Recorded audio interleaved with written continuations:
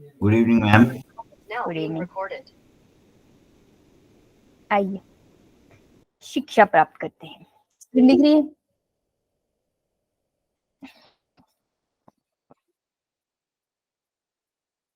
Screen दिख रही है सबको? यो मैम। Yo ma'am. ओके बेटा, जैसे सेकंड। आज बच्चे कम क्यों? और आज मैं तोतला क्यों? पता नहीं क्या हो गया मुझे। आज बच्चे कम क्यों हैं? पता नहीं मैम। बताओ। अभी तो मैंने डेंजरस टॉपिक पढ़ाने स्टार्ट नहीं किया, तुम भागने लग गए। मैं खतरनाक पढ़ाऊंगी तो तुम तो भाग ही मैम जाओगे। आपको पता होगा। मेरे को कैसे पता होगा? मुझे बताया किसी ने? तुम्हारे दोस्त होंगे क्लास वाले, आते क्यों नहीं? मैम अंतर्यामी थोड़ी ना है। अरे तो तुम्हारे क्लासमेट्स होंगे, तुम्हें नहीं पता? ये सब अलग अलग स्कूल से हो। मैम अलग अलग स्कूल से। अलग। सब अलग अलग स्कूल से हो। Yes ma'am. यस यो मैम। अरे वाह मैम। किसी की कोई बातचीत नहीं होती आपस में? No ma'am. एक ही ग्रुप नो से हो मैम। और एक दूसरे से बात नहीं करते? No ma'am. No ma'am. Anti social group को फॉलो कर रखा है, कतई बात नहीं करेंगे एक दूसरे से।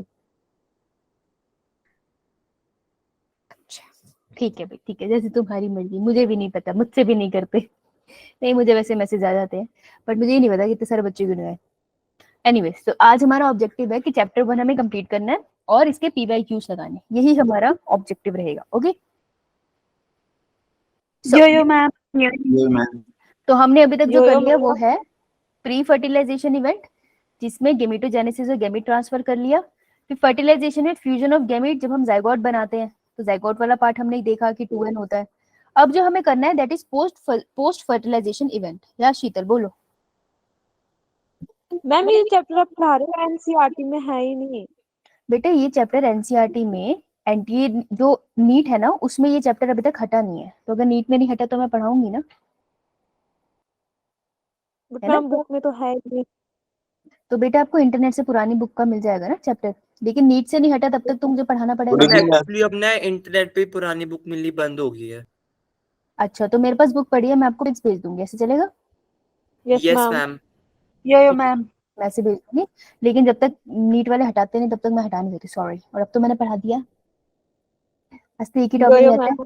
है। चल पोस्ट फर्टिलाइजेशन समझते हैं कि जाइगोट बन गया, अब उसके साथ क्या हुआ। तो जाइगोट बन गया, उसके साथ क्या हुआ, उसके बीच में प्रोसेस आ गया था पार्थिनोजेनेसिस। पार्थिनोजेनेसिस का एग्जांपल याद है तुम्हें?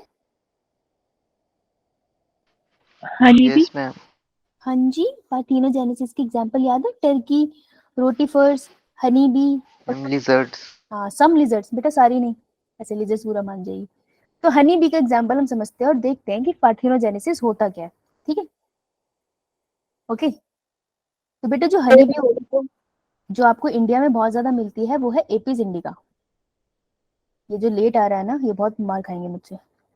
इंडिया में आपको सबसे ज्यादा मिलती है एपिस इंडिका, जो आपके घर के आसपास मिल जाएगी और आपको ऐसे दंदी मार के जाएगी, फिर आपको क्या होगा, ऐसे सूख जाएगा ना। तो हनी बी जो होती है, हनी बी का जो छत्ता होता है, हाइव, जिसे हम कहते हैं बी हाइव। अब बी हाइव के अंदर कुछ सदस्य रहते हैं जिनके बारे में हमें जानना। ओके, फिर पार्थिनोजेनेसिस पे जाएंगे। तो बी हाइव में कौन कौन रहता है? एक रहती है राजकुमारी। राजकुमारी तो एक ही होती है, एक से ज्यादा तो होती ही नहीं है, राइट? तो राजकुमारी हमारी क्वीन है बेसिकली, रानी है, नॉट राजकुमारी। तो वो है हमारी एक, और इसके नंबर ऑफ क्रोमोसोम कैसे हैं सेल में? 2n। मतलब क्वीन की पूरी बॉडी जितने सेल से बनी है, सबके पास 2n नंबर ऑफ क्रोमोसोम्स होंगे। ठीक है जी। फिर यहाँ पे रहते हैं वर्कर बीज। वर्कर बीज जो है वो सारी की सारी मधुमक्खियां हैं जिनके पास है 2n नंबर ऑफ क्रोमोसोम वाले सेल। और तुम थोड़ा टाइम से आ जाया करो, समझ आई? तो 2n नंबर वाले सेल्स है इसके पास भी। और हमारे पास यहाँ पर रहते हैं ड्रोन्स। ड्रोन्स है इस छत्ते के मेल। तो these are the males, while rest are the females. और ड्रोन्स की प्लॉइडी है n नंबर ऑफ क्रोमोसोम। तो देख रहे हो, ड्रोन्स में क्रोमोसोम का नंबर हाफ है। ओके, बाकी सारों में, दोनों में सेम था। अब क्वीन का काम क्या होता है? क्वीन होती है फर्टाइल, मतलब यही है जो बेबी मैम प्रोड्यूस यहाँ करवाएगी। पे लेडीज पावरफुल है। हाँ, है ना? तो ये होती है फर्टाइल। वर्कर बीज लेकिन यहाँ स्टेराइल होती है। स्टेराइल मतलब ये रिप्रोडक्शन नहीं कर सकती। और ड्रोन्स भी फर्टाइल होते हैं। ठीक है। तो वर्कर भी करती क्या है? वर्कर भी बाकी सारा काम करती है, यानी कि नेक्टर लाना, ठीक है, फूड खिलाना, सबको खाना यही खिलाती है सबको, फूड फीडिंग, बी हाइव बनाना, उसको साफ रखना। और एक टाइम पे ड्रोन को पीटने का काम भी यही करती है, पता है? मारते हैं ड्रोन को, बीस बहुत बुरा करती है ड्रोन के साथ। और मैं तुमको इसकी कहानी सुनाती हूँ। तो इतना समझ में आ गया सबको कि बी हाइव में कौन कौन रहता है? यो मैम यो हम कर रहे हैं सेक्सुअल रिप्रोडक्शन, उसमें पार्थिनोजेनेसिस कर रहे हैं। चलो समझते हैं कि हुआ क्या इनके साथ, ऐसा क्या हो गया कि हमें पढ़ना पड़ गया। तो क्या हुआ, अब ये छत्ते के अंदर से बाहर निकली बी। अब जो बी होती है ना, क्वीन, क्वीन होती है कंपैरेटिवली सबसे ज्यादा हेल्दी। ठीक है, ये मैंने तुम्हें वर्कर्स बना दी सारी की सारी, ये मैंने तुम्हें ड्रोन्स बना दिए, लेकिन क्वीन तुम्हें यहाँ पे अलग से दिखाई दे रही है, हेल्दी है, क्योंकि क्वीन ना अलग खाना खाती है। जो वो खाना खाती है उसे कहते हैं रॉयल जेली। कॉम्पोजिशन अब नीट में नहीं आती, ठीक है, जिसको भी एक्स्ट्रा पढ़ना पड़ सकते हो, मैं तुम्हें नीट के पर्सपेक्टिव से बता रही हूँ। तो इतना याद रखना, royal jelly is something which is very nutritious as compare to बाकी जो भी वर्कर भी खा रहे हैं और ड्रॉन खा रहे हैं। तो क्वीन होगी हट्टी कट्टी, क्वीन होगी हट्टी कट्टी, तो उसमें आगे ज्यादा एनर्जी। तो क्वीन क्या करती है, वो छत्ते से बाहर निकलती है, छत्ता समझते हो बी हाइव, और वहां से वो भागती है ऊपर की तरफ सीधा, बिल्कुल स्ट्रेट। ठीक है, तो बिल्कुल वर्टिकली सीधा चली जाती है ऊपर, बहुत जोर से भागती है। तो इसको हम बोलते हैं नेप्चुअल फ्लाइट, कि क्वीन ने ले ली नेप्चुअल फ्लाइट। ठीक है जी, अब जो बीच में आया ना उसको समझ नहीं आएगा, वो मेरी गलती है नहीं। तो क्वीन ने ले ली नेचुरल फ्लाइट। अब क्वीन के पीछे पीछे कौन भागेगा फर्टिलाइजेशन के लिए? ड्रोन। ड्रोन्स ड्रोन्स इसको फॉलो करते हैं, ड्रोन्स फॉलो करते हैं, लेकिन ड्रोन्स के पास इतनी एनर्जी नहीं होती। तो बीच बीच में ड्रोन्स मरते चले जाते हैं थक के, कुछ वापस आ जाते हैं हाइव की तरफ, इनसे नहीं जाया जाता। लेकिन कोई एक ड्रोन जरूर होगा जो एंड तक पहुंच पाएगा क्वीन के पास। तो जो क्वीन के पास पहुंच पाता है ड्रोन, क्वीन उससे ये नहीं कहती तू मेरे एग फर्टिलाइज कर, वो कहती है अपने सारे गैमीट मेरी पॉलिथीन में डाल दे। तो उसके पास एक पैकेट है, वो उस पैकेट में एक छोटे से पाउच में सारे ड्रोन्स के जर्म्स रख लेती है, जर्म सेल रख लेती है। ठीक है, अब वो कहते हैं मैं अपने आप एग और जर्म सेल की फ्यूजन कराती रहूंगी, तो बस इकट्ठे करके चले जा। तो क्वीन ने एक पैकेट में सारे जर्म सेल ड्रोन से ले लिए। ठीक है, तो ये काम था ड्रोन का। अब सारे ड्रोन वापस आएंगे, क्वीन भी वापस आएगी, क्वीन तो हाइव में चली जाएगी। ड्रोन को फिर हाइव से निकाल देते हैं, वर्कर भी कहती है तुम्हारे इतना ही काम था, तो सारे ड्रोन्स को अब हाइव से निकाल देते हैं। ड्रोन्स को खाना पकाना तो आता नहीं है, वो इकट्ठा कर ही नहीं सकते नेक्टर, क्योंकि वो तो वर्कर भी करती थी। फिर ड्रोन्स की अल्टीमेटली डेथ हो जाती है। तो ड्रोन की पूरी लाइफ साइकिल यही होती है कि एक बार वो हाइव से बाहर निकलेंगे, क्वीन को फॉलो करेंगे, और शायद कोई एक ड्रोन जाके फर्टिलाइजेशन कर पाएगा, बाकी सब मर जाएंगे। समझ आई? यो यो यो मैम काफी बुरा हुआ ना, यो मैम काफी बुरा हुआ ना बेचारों के साथ, यस मैम। है ना? यस मैम नेचर में अक्सर लड़के ऐसे हो रहे हैं। स्कॉर्पियन को देख लो, आफ्टर रिप्रोडक्शन जब बेबीज पैदा होते हैं तो फीमेल स्कॉर्पियन मेल स्कॉर्पियन को खा जाती है न्यूट्रिशन के लिए। बताओ, बच्चों का पापा था वो खा गई वो न्यूट्रिशन के लिए। तो बहुत बुरा होता है नेचर में, इंसान ही है हम अच्छे चलो, तो ड्रोन्स के साथ ये हो गया। अब देखो ड्रोन्स की कहानी ये हो गई। तो अब ना जो क्वीन है हमारे पास, मैं यहाँ से दिखाती हूँ। तो क्वीन के पास क्या है, बहुत सारे गैमीट पड़े हैं मेल वाले, है ना, उसके पास एग भी है। तो एक केस है, वो अपने एग के साथ मेल के गैमीट को फ्यूज कराएगी। तो गैमीट की प्लॉइडी एन, एग की प्लॉइडी एन, जो सेल बनेगा इसके बाद वो कैसा बनेगा? 2n 2n। हाँ, अब इससे बहुत सारे बेबीज पैदा होंगे, बहुत सारे बेबीज बनेंगे, बहुत सारे बेबीज बनाती है वो ऐसे। अभी जो बच्चे होते हैं ना सब एक जैसे होते हैं, बच्चे तो सब एक जैसे ही होते हैं ना, ये बच्चे एक जैसे होते हैं। अब इनको वर्कर भी खाना खिलाना स्टार्ट करती है, तो रैंडमली वी डोंट नो कैसे, पर वर्कर भी क्या करती है, जैसे मान लो बी हाइव में 100 बेबीज है, लार्वा होते हैं बेसिकली बीज के, 100 लार्वी है, उसमें से वो किसी एक लार्वा को जाके रॉयल जेली खिलाने लग जाती है, बाकी सबको नॉर्मल हनी पे फीड कर देंगी। तो जिस एक को रॉयल जेली खिलाएगी वो फ्यूचर में क्वीन बनेगी, बाकी सारे के सारे वर्कर बनते हैं। तो सारे बेबीज को वो फूड देती है, फूड बाय वर्कर भी, मैं लिख देती हूँ।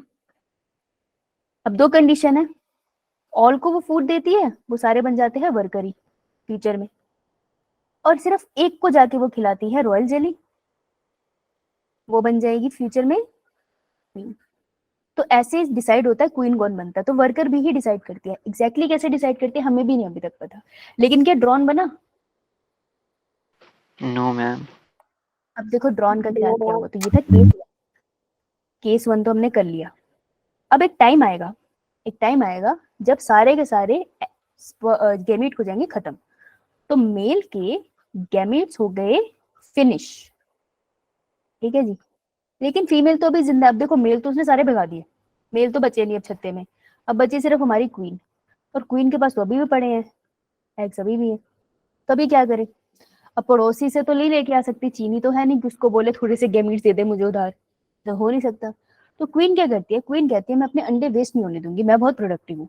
तो क्वीन क्या करती है, अपने अंडे को में कर देती है मॉडिफिकेशन और इसमें एक प्रोसेस स्टार्ट कर देती है। ठीक है, प्रोसेस स्टार्ट कर देती है वो कैसा, इसको कहती है वो पहले अपने एग को क्या करा देती है, एग में बहुत सारी करा देती है माइटोसिस। एक एग सेल था जो n नंबर ऑफ क्रोमोसोम वाला था, उसमें बहुत सारी माइटोसिस करा के उसने सेल्स बना दिए। ठीक है, सब में n नंबर ऑफ क्रोमोसोम। फिर उसमें कराती है वो सेल डिफरेंशिएशन। सेल डिफरेंशिएशन का मतलब है हर एक सेल को पता होना कि उसने क्या बनाना है। जैसे जब हम मदर की वूम में थे तो हमारे सारे सेल ऐसे ही बने होंगे, ये गुच्छे की तरह, इसकी तरह। ठीक है, फिर इन सेल्स को पता चला कि यार मुझे ना ब्रेन बनाना है, कुछ सेल्स को बोन्स बनानी है, एक को हार्ट बनाना है। तो जब सेल को पता चल जाए ना उसे क्या बनाना है बॉडी में, तो उसको कहते हैं सेल डिफरेंशिएशन। तो जब सेल डिफरेंशिएशन होगी अल्टीमेटली ड्रॉन्स बन जाएंगे। तो जो ड्रॉन्स बने उसके सेल के अंदर प्लॉइडी क्या होगी, number of chromosome N. N. हाँ हाँ, एन ही तो रहे। तो देखो फीमेल की एन से मेल में एन आ गया सिंपली, और इसमें कोई और गैमेट यूज नहीं हुआ, तो सिर्फ एक ही गैमेट के डिफरेंशिएशन से एक ऑर्गेनिज्म का जन्म हुआ है। This process is known as parthenogenesis. समझ आया? Yo ma'am. Yo ma'am. तो पार्थिनोजेनेसिस है जन्म ड्रॉन्स का कैसे होता है, वही ड्रॉन जिनकी जिंदगी के साथ बहुत बुरा किया जा रहा है। ओके, तो जिसको अगर बहुत इंटरेस्ट है इसमें, मजेदार लगी हो स्टोरी, तो आप लोग यूट्यूब पे नेपच्यून फ्लाइट की डॉक्यूमेंट्री देना, वहाँ पे बहुत अच्छे से आपको रियल दिखाएंगे ना, तो वो देखने में मजा आएगा। ओके, यो मैम। Yo ma'am. नीट में क्वेश्चन आता है ड्रोन की प्लॉइडी क्या है, ड्रोन की प्लॉइडी क्या है, और पार्थिनोजेनेसिस के प्रोसेस से कौन फॉर्म होता है। तो दो क्वेश्चन भी यहाँ कवर हो जाएंगे और मजे के मजे आगे, है ना? डन, चलो आगे। यो Yeah, मैम। ma'am. मैम। चलिए अब आइए, तो अब हम, अच्छा अगर स्क्रीन ना दिखे मुझे बता देना। ठीक है जी, तो जाइगोट बन गया था हमारा, जाइगोट में सेल डिफरेंशिएशन और आपने समझ लिया था। अब ये वाली बात मैं आपको यहाँ बताती हूँ। देखो हम पहुंचे हैं अब पोस्ट फर्टिलाइजेशन के इवेंट में। पोस्ट फर्टिलाइजेशन का event is associated with embryogenesis. ठीक है जी, जेनेसिस का मतलब क्या होता है, सिंथेसिस, किसी चीज का बनना, और एम्ब्रियो का बनना। तो देख बेटा, तूने जाइगोट बना लिया, जाइगोट की प्लॉइडी क्या होगी बेटा, 2n। Diploid. हाँ, और इससे मैंने बनाना है एम्ब्रियो। एम्ब्रियो में मैं ह्यूमन का बना के दिखाती हूँ, लगभग ऐसे, जब बेबी की थोड़ी शेप नहीं दिखने लग जाती तुमको, ऐसा सा एम्ब्रियो है। तो जाइगोट जो ऐसा दिखता था, एक सेल एक न्यूक्लियस उसके अंदर, वो ऐसा बन गया इतना कॉम्प्लिकेटेड। तो बीच बीच में क्या हुआ होगा उसके बारे में बात करते हैं, उस प्रोसेस को एम्ब्रियोजेनेसिस कहते हैं। तो जाइगोट में सबसे पहले क्या होती है, mitosis. Mitosis is equational division, इसी को हम बुलाते हैं क्लीवेज इन ह्यूमन। ठीक है, तो इसमें क्या होगा, माइटोसिस में सेल का नंबर इंक्रीज हो जाएगा। राइट, सेल का नंबर हुआ इंक्रीज, बहुत सारे सेल इकट्ठा हो गए तो ऐसे बनेंगे। दिख रहे हैं आप सभी को? Yeah, ma'am. Yo ma'am. इन सेल में होगी yo ma'am. Cell differentiation. Cell differentiation मतलब, सेल डिफरेंशिएशन बताओ। सेल डिफरेंशिएट हो जाएगा। मतलब कि वो उसे अब बॉडी में क्या बनाना है। हाँ, सेल को अपना रास्ता पता, मंजिल पता चल गई, that is cell differentiation. 12th के बाद आपको पता चल जाता है ना जब कॉलेज जाते हो कि आपकी मंजिल क्या, आपको किस डायरेक्शन में जाना है, मेडिकल पढ़ना है, नॉन मेडिकल में जाना है, या आर्ट्स में चले जाना है। That is differentiation. अब समझदार हो गए, तो सेल समझदार हो गया। ठीक है, सेल डिफरेंशिएट हो गया, नहीं सेल समझदार हो गया, दैट इज सेल डिफरेंशिएशन। उसका डीएनए ही उसको बताता है, तो उसके बाद एम्ब्रियो बन जाएगा। So this entire process is known as embryogenesis. समझ में आया? Yo ma'am. Yo, ma'am. Yo ma'am. बहुत बढ़िया। तो नीट में क्वेश्चन आया था कि क्लीवेज इज व्हाट, माइटोसिस और meiosis. So it is a mitosis, इसमें नंबर ऑफ सेल इंक्रीज हो जाते हैं। ये मैं आपको ह्यूमन रिप्रोडक्शन में बहुत डिटेल में पढ़ाऊंगी, तो यहाँ पे बस इतना समझ लो काफी है। ओके, यो मैम। Yo ma'am. चलो अब आगे आते हैं। अब एम्ब्रियोजेनेसिस से ना आपको दो टर्म पढ़नी है, तो बहुत मजेदार है। इसके एग्जांपल्स करेंगे और फिर ये टॉपिक खत्म, चैप्टर खत्म, फिर क्वेश्चंस लगाएंगे बहुत सारे, बहुत मजा आएगा। ठीक है, तो based on the place of zygote development, ये जो जाइगोट की डेवलपमेंट हुई है, पीछे कराई ना मैंने एम्ब्रियोजेनेसिस, ये कहाँ हुई है, बॉडी के अंदर या बॉडी के बाहर, उसके बेसिस पे एनिमल को दो कैटेगरी में डिवाइड करते हैं। तो मुझे बताओ, अंडा जो होता है एग, उसकी शेप कैसी होती है? Circular. Oval. ओवल। ओवल। हाँ, तो मुझे याद रखना है ओवी से ओवल और ओवल से अंडा, ठीक है। तो ओविपेरस वो एनिमल्स हैं जो ले करते हैं एग। तो उनके एग में होता क्या है, उनके एग में जाइगोट ही होता है। तो जाइगोट धीरे धीरे एम्ब्रियो बनाता है और उससे पूरा बेबी बना देता है, राइट। यो मैम। Yo ma'am. और वीवी पेरेस क्या है, वीवी हम वी, ठीक है। तो वीवी पेरेस वो है जो जन्म देते हैं सीधा बर्थ Young ones को. टू यंग वंस, यस, शाबाश, क्लियर। यो ma'am. Yo ma'am. Yo ma'am. अंडे के नाम से इतना खुश क्यों हो गए तुम लोग? सबके चेहरे पे ऐसे मुस्कान सी फील हो रही है मुझे आज। कैमरा क्यों नहीं ऑन है सात्विक का, साहिल का, क्या बात होगी? साहिल आया? साहिल क्लास में आया। सात्विक Yes ma'am. कैमरा क्यों नहीं ऑन तेरा? कैमरा ऑन कर चल। बिना कैमरा ऑन करे मत करना। बोला कर, फोकस जाता है। कैमरा ऑन करो भाई, कैमरा ऑन से फोकस रहता है। मेरा भी तुम पे और तुम्हारा भी थोड़ा डर रहता है तुम्हें कि देख रही है मैम भाई। हाँ, यही ना बात। यस शीतल, क्या बात, पीछे से डांट खा के करेगी कैमरा ऑन? पड़ी है ना तुझे डांटा पे किसी से? No ma'am. नहीं पड़ी तो है। चल कोई ना। तो ओविपेरस वो होते हैं जो एग ले करते हैं। कैमरा ऑन से होता है, तुम भी फोकस रहते हो तो सही रहता है। तो मैं थोड़ा डर रहता है ना। सात्विक तो ऐसा है क्यों कैमरा ऑन करा दिया, आराम से बैठा था। देखो ये 1 घंटे की बात है, झेल लो। 1 घंटे में 40 मिनट ही पढ़ते हो। देखो ये वो है जो एग ले करते हैं। अब एग 2 तरीके के हो सकते हैं। देखो ये बड़ा मिस्ट्री है कि जो अंडे हम खाते हैं वो फर्टिलाइज है या नॉन फर्टिलाइज है। ये बड़ी बड़ी दिक्कत है। तो लोग कहते हैं ना अंडे वेजिटेरियन होते हैं। आओ ये कॉन्सेप्ट ही समझ लेते हैं। अंडा, अंडे के अंदर क्या है, जाइगोट, सॉरी, जो भी फीमेल है अगर उसके पास अपना ओवम है और उसके साथ जाके मेल का गैमीट फ्यूज कर गया, ठीक है, फिर बनेगा जाइगोट। और ये जाइगोट अपने आसपास कैल्केरियस कैल्शियम वाली शेल लगा लेगा, ये बन गया मेरा अंडा। तो ये जो अंडा है जाइगोट है ना इसके अंदर, तो ये वाला एग होगा मेरा फर्टिलाइज्ड। तो ये नॉन वेज वाला एग है क्योंकि इससे तो बेबी निकल सकता है, ठीक है जी। तो ये होता है नॉन वेज वाला एग। अब दूसरा जिसको वेजिटेरियन एग होते हैं वो, उसमें क्या होता है कि जो फीमेल है उसको कोई मेल नहीं मिला, ठीक है, उसने कोई रिप्रोडक्शन नहीं की। तो फीमेल के पास तो सिर्फ उसका ओवम था ना, उसका सिर्फ ओवम था, राइट, इसको तुम एग भी बोल देते हो। तो उसने कुछ नहीं किया, अपने ओवम के आसपास बहुत सारे कैल्केरियस शेल लगा ली। तुम इस अंडे को जितना मर्जी गर्मी में रख लो, इंक्यूबेट कर लो, इससे कभी भी बेबी नहीं निकलेगा क्योंकि इसके पास मेल गैमेट तो है ही नहीं ना। तो ये होता है हमारा अनफर्टिलाइज एग, क्योंकि इससे कभी भी क्या नहीं बनेगा, चिकन, कोई न्यू ऑर्गेनिज्म नहीं आएगा, इसलिए हम इसको कहते हैं वेज एग। तो कुछ लोग कहते हैं ना हम वेजिटेरियन बट एगिटेरियन, कि मैं वेज ही खाता हूँ, तो वो अनफर्टिलाइज एग की बात कर रहे होते हैं, समझ आई? बट मैम Yo पता ma'am. कैसे? Yo ma'am. पता कैसे चलता है? पता ऐसे चलता है कि जो एग होता है अगर आप उसको रखोगे, रख के उस पर टॉर्च मारेगी ना, सही से रखेगी उसको, टॉर्च मारेगी, तो जो फर्टिलाइज एग होगा ना उसके अंदर तुझे थोड़ा सा बेबी लाइक स्ट्रक्चर दिखाई देगा, थिक थिक सा। और जो अनफर्टिलाइज होगा उससे लाइट बिल्कुल पास हो जाएगी। तो थोड़ा अंधेरा करके अंडे के साथ खेलेगी तो मिल जाएगा टॉर्च, लेकिन तीखी होनी चाहिए, बहुत तेज, है ना। लेकिन ये जो बाहर से ले आता है मुझे नहीं पता वो फर्टिलाइज है या अनफर्टिलाइज। तो मैं तो नॉन वेजिटेरियन हूँ, मेरा चल जाता है। तो देखो reptiles and bird fertilize egg छोड़ते हैं और उसमें हार्ड कैल्शियम की लेयर होती है जो बच्चों को प्रोटेक्ट करती है। फिर उसको गर्म किया जाता है अंडे को, फिर जो अंदर जाइगोट होता है वो एम्ब्रियो में चेंज होगा, उससे बेबी बनेगा, तो उसको पर्टिकुलर टेम्परेचर चाहिए और उसको हम कहते हैं इंक्यूबेशन, और फिर फाइनली एग हैच होता है और बेबी रिलीज हो जाता है। तो this is a case of oviparous, correct? Yo ma'am. Yo Yo ma'am. ma'am. Viviparous ma'am. जो यंग वन को जन्म देते हैं, ठीक है, जैसे कि ह्यूमन। तो इसमें क्या होता है, बेबी वूम में डेवलप होता है और फिर बेबी डेवलप होने के बाद बाहर रिलीज होता है, राइट? समझ आया? Yes ma'am. Yo ma'am. Yo ma'am. तो दिस इज विविपेरस। तो आपको इस पे नीट में बहुत क्वेश्चन मिलेंगे। चलो तैयार हो क्वेश्चन के लिए? यो मैम। मैम चैप्टर कंप्लीट हो गया। यस, इतना दुख क्यों है तुझे? तो पहला बच्चे से दुख है, खुशी नहीं है तुझे? नहीं मैम वैसे ही पूछा कि सारे टॉपिक मतलब हो गया। हाँ सारे टॉपिक हो गए बेटा।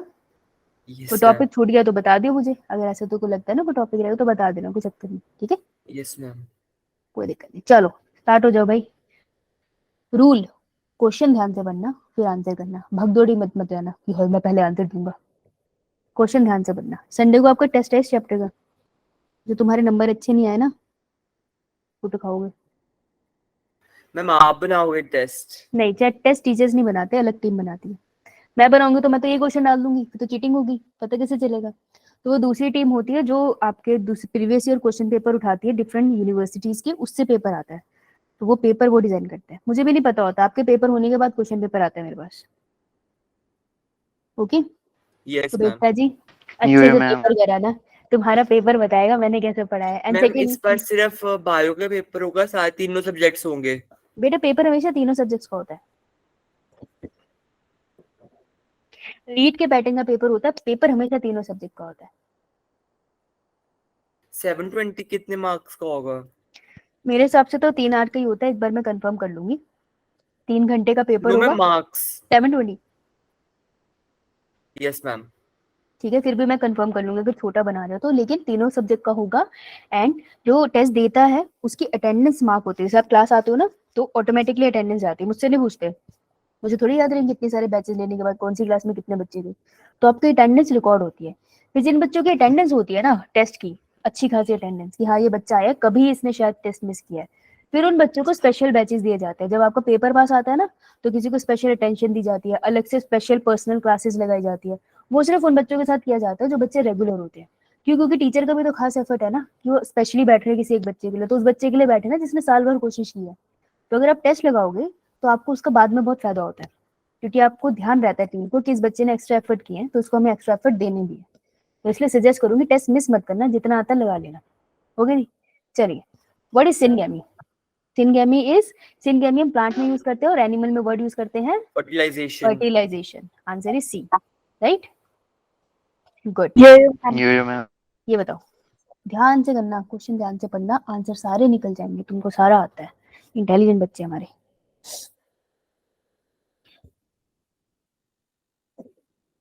हमारे वहाँ बारिश हो रही है? No ma'am. Yo yo ma'am. मुझे ऐसा लगता है मेरे यहाँ बारिश होगी, मजा आएगा, बहुत गर्मी है यहाँ। अभी नो प्रीवियस मैम क्लास में एक हमारे नहीं बच्चे हो ने रही मुझे, बारिश। कहाँ पर रहता है तू? नंगल। तू नंगल से है? Yes ma'am. नंगल में कहाँ से? मैम आप आए हो? मेरा दाद के है वहाँ पे। कहाँ पे मैम? तो तू पहले तू बता। मैं मेन मार्केट के पास रहता हूँ वहाँ पे। पेन मार्केट के पास नहीं, मुझे ऐसे एड्रेस तो नहीं इस तरीके से याद, मुझे इतना पता है कि डैम से मार्केट में अंदर जाके आता है, वहाँ पे कोई स्विमिंग पूल सा पड़ता है, उसके पास है मैं वो कोई पार्क के स्विमिंग पास पूल। आता है। पार्क के पास आता है, वहीं रहती हूँ मैं। अच्छा, नंगल आऊंगी तो मिलूंगी तुझसे, ठीक है? Yes ma'am. Okay, so what is the most important event in sexual reproduction? बेटा सेक्सुअल रिप्रोडक्शन होगा ही नहीं अगर गैमेट का फ्यूजन नहीं होगा, ये तो बहुत इंपॉर्टेंट है। अब देखो, जब नीट के क्वेश्चन आते हैं तेरे को आंसर मिल गया तुम खुश हो, लेकिन ना तुम्हें ऐसे नहीं करना। आंसर तो तुम्हें पीछे से देख के भी मिल ही जाता है अल्टीमेटली। तुमको क्या करना है, तुम्हें ये देखना है कि बाकी ऑप्शंस क्या है, क्योंकि ना जिसने नीट का पेपर बनाया उसके हिसाब से secondary sexual organ is a important topic, temperature important topic है, इन्वायरमेंटल फैक्टर इंपॉर्टेंट टॉपिक है। तो तुमको समझ आता है ये सब तो ठीक है, नहीं आता तो देखना पड़ेगा। तो सेकेंडरी सेक्सुअल ऑर्गन्स वो ऑर्गन्स होते हैं जो मेनली गैमेट फॉर्मेशन में रोल नहीं करते, so no role in gamete formation. तो सेक्सुअल रिप्रोडक्शन में उनका रोल नहीं होता, लेकिन वो सपोर्ट करते हैं। जैसे कि फीमेल के केस में होती है ब्रेस्ट, तो बेबी के पैदा होने के बाद वो बेबी को फीड करती है, मिल्क पिलाती है, तो वो सेकेंडरी सेक्सुअल ऑर्गन है। ठीक है, अगर नहीं भी होगा तब भी बेबी तो प्रोड्यूस हो जाएगा ना, राइट? लेकिन बेबी को कॉम्प्लिकेशन हो जाएगी क्योंकि उसे न्यूट्रिशन नहीं मिलेगा। तो सेकेंडरी सेक्सुअल जो ऑर्गन होते हैं उनका डायरेक्ट रोल नहीं होता गैमेट फॉर्मेशन में, लेकिन वो बॉडी में दूसरे रोल प्रोड्यूस करते हैं। ठीक है, तो ये सेक्सुअल रिप्रोडक्शन के लिए इंपॉर्टेंट नहीं है, सो आंसर वुड बी ए। समझ आया बात? यो यो यो मैम। Yo ma'am. ठीक है, क्योंकि हम रिप्रोडक्शन का ही पार्ट कर रहे हैं तो ये यूनिट्स तो ऐसे ही चलेंगी, ह्यूमन और एनिमल दोनों में रिप्रोडक्शन पढ़ना पड़ेगा। तो थोड़ा अपने माइंड को साइंटिफिक पर्सपेक्टिव में रखना पड़ेगा, क्योंकि प्लांट रिप्रोडक्शन के बाद हम एनिमल रिप्रोडक्शन पढ़ेंगे, ह्यूमन रिप्रोडक्शन, तो अपने माइंड को उसी हिसाब से सेट करके आना। ठीक है, ये साइंटिफिक मेथड से आपको पढ़ना पड़ेगा because paper comes from this. Now tell me this one, chat में। अरे वाह, parthenogenesis is also known as virgin birth. इसे हम वर्जिन बर्थ भी बोलते हैं। वर्जिन का यहाँ पे क्या मतलब है? बायोलॉजी में वर्जिन का मतलब है कि गैमेट फ्यूज नहीं हुए, नॉट फ्यूज्ड। तो पार्थिनोजेनेसिस में हमने देखा था बी में कौन सा गैमेट था जो मॉडिफाई होकर ड्रोन बना रहा था? मेल गैमेट या Egg. Female gamete? Female gamete ना। हाँ, तो उसने मेल गैमेट से कभी फ्यूजन करा ही नहीं, इसलिए उस बर्थ को हम वर्जिन बर्थ भी कहते हैं। Okay, Yo, ma'am. Yo ma'am. मैं इसमें लिख देती हूँ, no gamete fusion. Good, try this one, ध्यान से बनना, इजी है।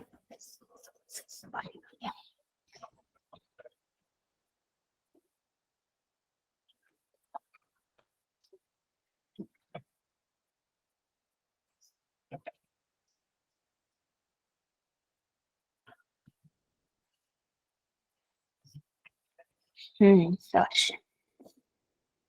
What is the event after zygote formation called? तो जाइगोट जब बनता था, जाइगोट से पहले वाला प्री फर्टिलाइजेशन, जाइगोट बन गया फर्टिलाइजेशन में, तो उसके बाद वाला है post fertilisation. Answer would be B, correct? Yo, ma'am. ठीक है, तो आंसर वुड बी बी। सबको समझ आया ये? Yo, ma'am. ठीक है, यो मैम। आफ्टर जाइगोट फॉर्मेशन कहा था ना उसने। अरे क्या हो गया, सो क्यों गए? क्वेश्चन में कौन सोता है? ये तो इजी काम होता है, ज्यादा समझना भी नहीं है। अभी पढ़ाऊंगी मैं तुमको जब पॉलन फॉर्मेशन, तो तुम्हें तो ऐसा होगा कि हे भगवान, प्लांट बने ही क्यों थे? काश हम बाहर जाते, सूरज की किरणें हमारे स्किन पे पड़ती और फोटोसिंथेसिस हो जाती। ये प्लांट्स में हुआ क्यों? 11 में फोटोसिंथेसिस पढ़ी है आप लोगों ने? Yes ma'am. Yo, ma'am. सच बताना कितने बच्चों को रोना आया था?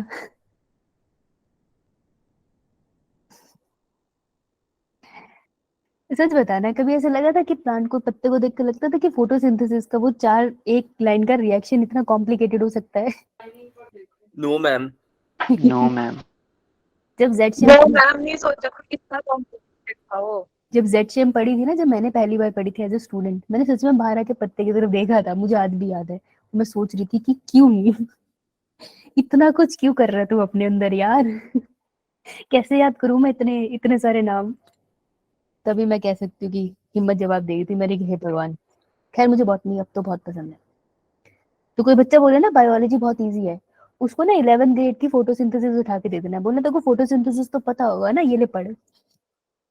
पर तुझे बॉटनी बायोलॉजी आसान लगेगी फिर।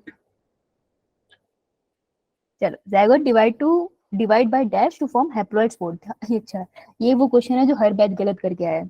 कौन सा बच्चा है ये? किसका हाथ खड़ा है? हाँ, वंशिका बोलो। तुम हाथ इसलिए खड़ा करते हो मैं तुम्हारा नाम बोलूं फिर तुम छुप जाओ? बेटा जी, क्वेश्चन क्या है, ध्यान से सुनिएगा। जाइगोट प्लॉइडी कितनी होगी जाइगोट की? 2n 2n। 2n. उसमें ऐसा क्या हो गया? उसमें ऐसा क्या हो गया कि उसने स्पोर बनाया और स्पोर की प्लॉइडी क्या लिखी है? n। Haploid. हैप्लॉइड मतलब एन। तो बेटा कौन सी डिवीजन है जिसमें नंबर ऑफ क्रोमोसोम रिड्यूस हुए हैं? Meiosis. टॉसिस ना। आंसर में आए टॉसिस क्यों लिख कर आ रहे हो फिर? क्योंकि जाइगोट देखा तो मेरे को जाइगोट में तो माइटोसिस ही होती होगी, है ना? क्वेश्चन तो पढ़ लो पूरा, ये प्लांट में होता है ये प्रोसेस। इन्होंने प्लांट किंगडम का क्वेश्चन यहाँ उठा के डाला है, समझ रहे हो? तो ऐसा धोखा भी हो सकता है, धोखा नहीं करा के है ना। क्वेश्चन ध्यान से पढ़ो। तो इस क्वेश्चन से हमने सीखा, रीड क्वेश्चन केयरफुली। ओके, यो ma'am. Yo, ma'am. Yo ma'am. हाँ, ऐसे मेरे को बातों में नहीं लगाना, क्वेश्चन पे ध्यान दो। चलो, थैंक यू हो गया। अभी तो क्वेश्चन कर रहे थे हम। चलो बेटा, ये कैसे याद किया था कि घर पे मटर छिल रहे थे भाई बहन, है ना? फिर जो नहीं छिलता उसकी कुटाई भी होती है, फिर उसके बाद हम लोग बैठ के आराम से पीते हैं एक बड़ी ठंडी ठंडी सी ड्रिंक। तो भाई बहन दोनों पी सकते थे, तो वो फ्लावर भी वैसा होगा, इसमें भाई बहन दोनों, मेल और फीमेल दोनों पार्ट, ऐसे करके याद की थी कहानी। हिंट दे सकते हो, पर थोड़ी बताऊंगी।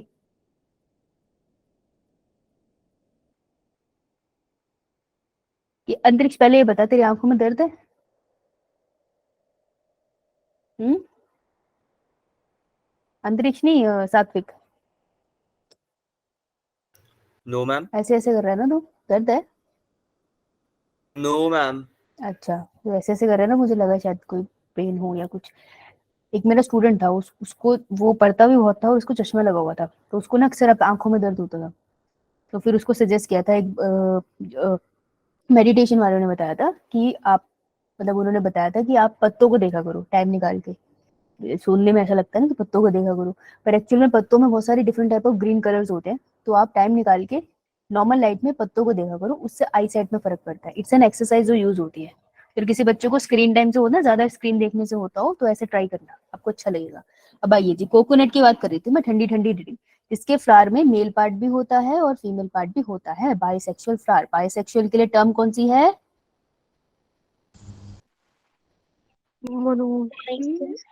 मोनोइशियस। मोनोइशियस, ठीक है जी। इसी के साथ आपका होमवर्क है, यहाँ लिख रही हूँ क्योंकि हर बैच में बच्चा कंफ्यूज है, तो मैं यही लिख देती हूँ। होमवर्क है, डेफिनेशन लिख कर आनी है, ठीक है। और जब मैं बोलूँ ना डेफिनेशन, तो मैं ऐसे स्क्रीन ऑन करा के तुम्हें बोलूंगी मुझे कॉपी दिखाओ, लिखी है या नहीं। किसकी? मोनोइशियस, क्योंकि बच्चों को कंफ्यूजन है। Dioecious, unisexual and bisexual, right. मुझे इनकी डेफिनेशन चाहिए, समझ आई? यो मैम। Yo-yo ma'am. आइए जी, नेक्स्ट क्वेश्चन। ये वाला करिए, ध्यान से करना। ये तो कल गलत भी बोला था, है ना? सात्विक, तुमने गलत बोला था, फिर करेक्ट हो गया था। अब तो आता होगा तुझे, सही कर लो। देखो, क्वेश्चन प्रैक्टिस में हम यही सीखते हैं, गलती होगी तो सही हो जाएगी, वो कभी नहीं भूलेगी। तो जितनी गलती करनी है ट्यूशन में करो, जितने रॉन्ग आंसर्स देने ट्यूशन में दो, और बिल्कुल चीटिंग मत करो ट्यूशन में, क्योंकि कोई फायदा नहीं होगा, है ना? यही सीखते हैं हम। Which of the following is an example of unisexual organism? है ना? हाँ जी, शाबाश। So unisexual organism था हमारा कॉकरोच। ये ना फीमेल अलग मेल अलग, राइट। तो यानी कि मैं इसी से अपने नोट्स अपडेट देखो कैसे करूंगी। यूनिसेक्सुअल में एक तरफ लिख दूंगी, बाइसेक्सुअल में दूसरी तरफ लिख दूंगी। ऐसे नोट्स अपडेट करते, जैसे आप जाओगे ना 12th आपकी खत्म होने वाली होगी, आप चल रहे होंगे नीट की प्रिपरेशन के पास, तब आप ऐसे अपने नोट्स को अपडेट करोगे। यूनिसेक्सुअल लिखा, मुझे क्वेश्चन से मिल गया भाई यूनिसेक्सुअल कौन सा है इसमें, कॉकरोच, ठीक है। एक कॉकरोच एग्जाम्पल तो मुझे मिल गया। अब नीट मानता है कि अर्थवॉर्म भी एक इंपॉर्टेंट है, टेपवॉर्म भी और लीच भी इंपॉर्टेंट, तो मैंने लिख लिया ये बाइसेक्सुअल है, अर्थवॉर्म, लीच एंड टेप। तो ऐसे आपके नोट्स अपडेट होते हैं। समझ आई कैसे हुए? यो मैम। Yo-yo ma'am. तो हर क्वेश्चन के ऑप्शंस देख लिया करो और उससे साथ साथ नोट बना लो, तुम्हारा 12th बहुत अच्छे से प्रिपेयर हो जाएगा, तो 11th में ज्यादा मेहनत नहीं लगेगी। तो तुम 12th भी छोड़ते चले गए, है ना, तो फिर 11th करने के टाइम पे बहुत रोने वाली हालत हो जाती है। कभी अगर मन हो ना तुम्हारा देखने का, तो मुझे बताना। सुबह 7 बजे क्रैश कोर्स की क्लास होती है, कभी क्लास में आना। बच्चे बावले हो चुके होते हैं क्योंकि पेपर आने वाले 7 मई को, तो बहुत सारा काम है। कुछ बच्चों ने नोट्स नहीं बनाए, इनको नोट्स बना के मुझे भेजने पड़ रहे हैं, क्योंकि उन्होंने लेट ज्वाइन किया था, तो उन्होंने पहले कभी नोट्स नहीं बनाए जहाँ से भी पढ़े। तो मैं तुम्हें बता रही हूँ, साथ में अपडेट करते चले जाना, okay.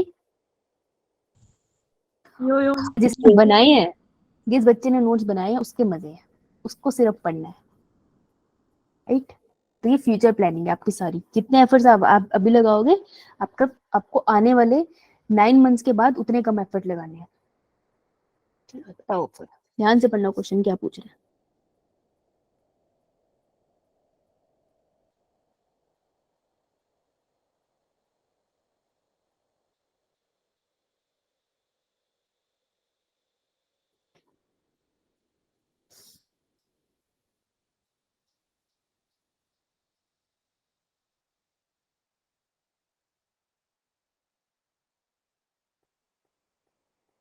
Very good Akshita, Neetu.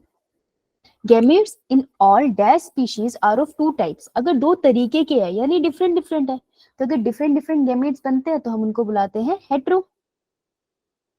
तो this is a heterogametic, answer would be A. समझ आया? Yo ma'am. Yo-yo ma'am. कभी कभार ना नीट बड़े क्लोज वर्ड्स लिखता है, देखो कैसे। इसको देखो, ये है होमो और ये है मोन। मोन तो कोई वर्ड ही नहीं था, मोनो होना था, मोनो या होमो। जिस बच्चे को मीनिंग नहीं पता होता ना, अगर मैं यहाँ लिख देती सेम टाइप, वो बच्चा यहाँ फंस जाता। होमोगेमेटिक है या मोनो, मोनो भी एक ही वर्ड होता है, होमो भी एक ही वर्ड होता है। तो उसको ध्यान से पढ़ना था कि मोनो नहीं मोन लिखा है, और ऐसा कोई वर्ड ही नहीं होता। तो नीट आपको उल्टे सीधे वर्ड देके फंसाता है। तो ऐसा नहीं कि किसी क्वेश्चन में तुमको वर्ड नहीं आता तो वही सही आंसर है। ऐसे तुक्केबाजी नहीं करनी है, या तो आंसर आता है या नहीं आता है। ये जो बीच का है ना कि शायद आता है, उस क्वेश्चन को छोड़ देते हैं, वो नहीं तो नेगेटिव मार्किंग देता है। समझ आई बात? यो मैम। ये वाला करो।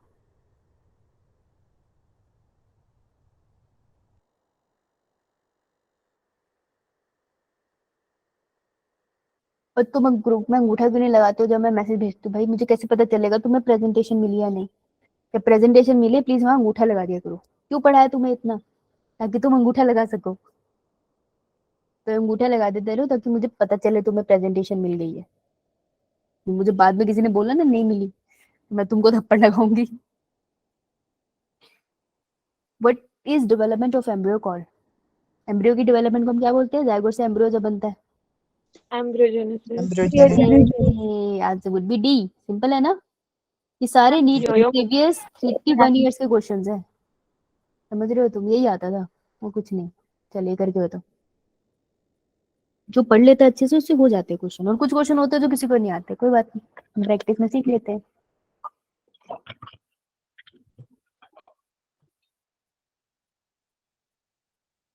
अरे वाह, बहुत बढ़िया। देखो, what are animals in which zygote development happen outside the body? Body के बाहर हो रही है तो मेरे को वर्ड याद है ओविपेरस। मेरी दिक्कत पता है क्या है? ओविपेरस तो ठीक है, लेकिन रेप्टाइल्स में भी तो अंडे बनते थे। कुछ रेप्टाइल्स में अंडे बन रहे हैं, और कुछ और बर्ड्स में भी अंडे बनते हैं, तो ये भी तो ओविपेरस ही है। अब मैं आंसर का टिक करूं तो जो ऑप्शन सबसे ज्यादा अच्छे से उस क्वेश्चन को डिफाइन कर सकता है उस आंसर के साथ जाओगे। रेप्टाइल्स भी ओविपेरस है, बर्ड्स भी ओविपेरस है, और ओविपेरस वर्ड भी मेंशन है, तो I will go with oviparous. अगर मैं यहाँ लिखती विविपेरस की जगह एक ऑप्शन होती ऑल दी अबव, तो किसके साथ जाती मैं फिर? All the All the above. All the above. हाँ, समझ में आया कैसे करना question? Yo yo ma'am. Very good, answer would be B. Good. ऐसे एक और क्वेश्चन भी आएगा। चलो ध्यान से पढ़ना, इसमें वही टर्म का गड़बड़ है। जिसने टर्म सही से नहीं पढ़ी उसका गलत हो जाएगा।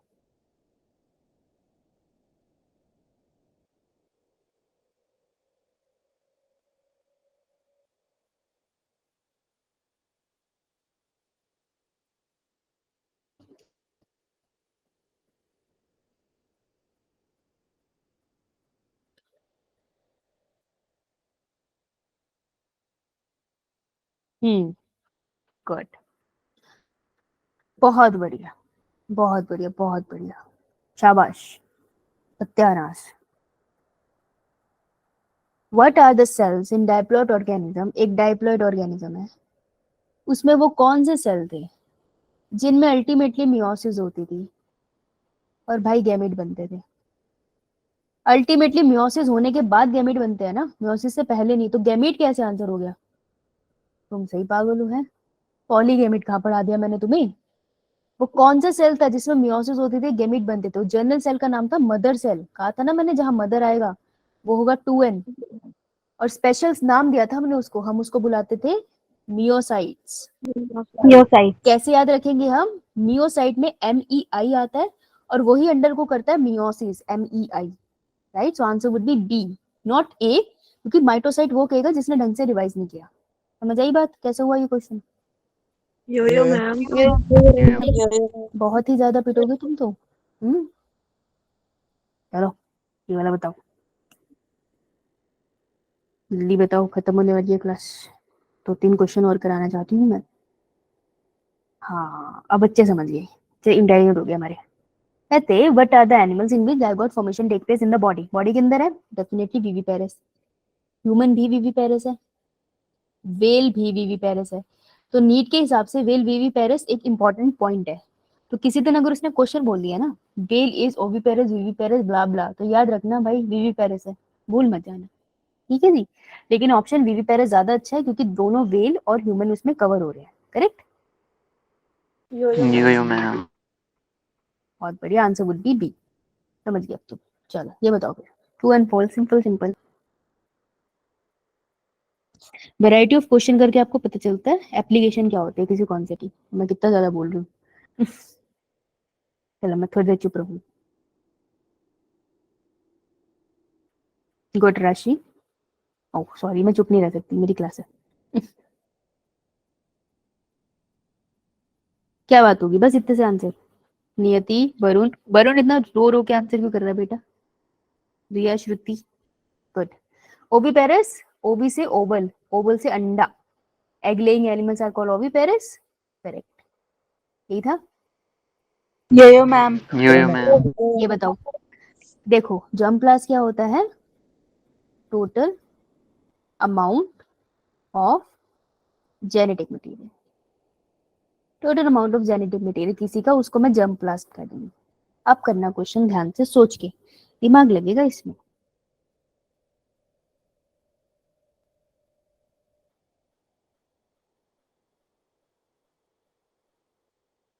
मैं सच बोल रही हूँ, तुम्हारे के लिए ज्यादा इंटेलिजेंट लगती है मुझे। आवाज मार खाएगा तू। पार्थिनोजेनेसिस क्या होता है? फीमेल का जो एग था वो वेस्ट हो जाता, एग वेस्ट होता तो उसका जेनेटिक मटेरियल भी वेस्ट हो जाता ना। तो उसने बोला वेस्ट नहीं होने दूंगी, मैं इसको ड्रोन में चेंज कर दूंगी। तो उसने अपने जर्म प्लास्ट को बचा दिया ना वेस्टेज से। सो इट इज अ ट्रू ना? Answer would be A. समझ आया सात्विक? Yes, ma'am. ठीक है जी, चलिए।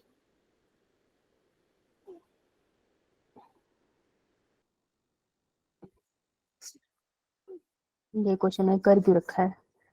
ट्राई करना जरा ये।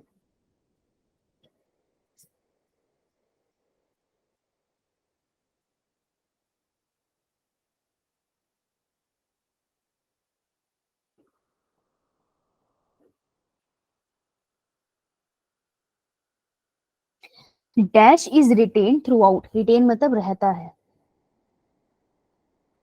Through out generations in parthenogenesis. यानी कि क्वीन एक जेनरेशन है, फिर क्वीन से आगे जो पास हुआ वो ड्रोन के पास चला गया, ड्रोन अलग जेनरेशन है ना।